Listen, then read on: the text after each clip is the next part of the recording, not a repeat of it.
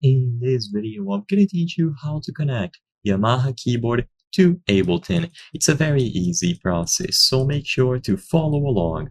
You can easily use a Yamaha keyboard or any other keyboard model in conjunction with Ableton.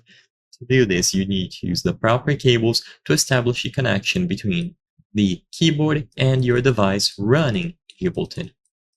So look at the back of your keyboard and determine which cable you have to use. In this example here, we will be using a USB-B to USB-A cable. But like I said before, this is going to depend entirely on your keyboard model.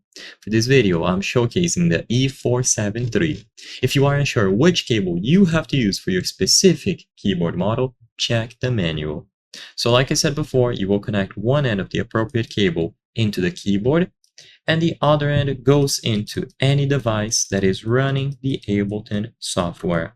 It's as simple as that. Once you have the connection established with the proper cable from the keyboard to the device, if you go over to the preferences, you should be able to see the devices listed, usually under MIDI or MIDI ports.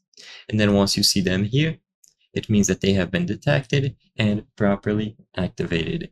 You can now start recording, do all sorts of configurations, which I'm not going to go too in-depth in this video, and use your keyboard in conjunction with Ableton.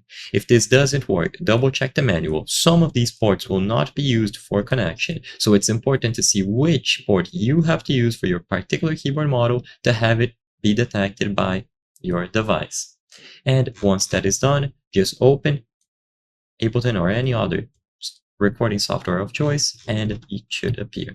I hope I was able to help you. If this video helped you, consider subscribing because as you can see, according to our channel metrics, 83% of the people watching our videos are not subscribed. By subscribing, you can help us make higher quality videos. Thank you for watching and I'll see you on the next one.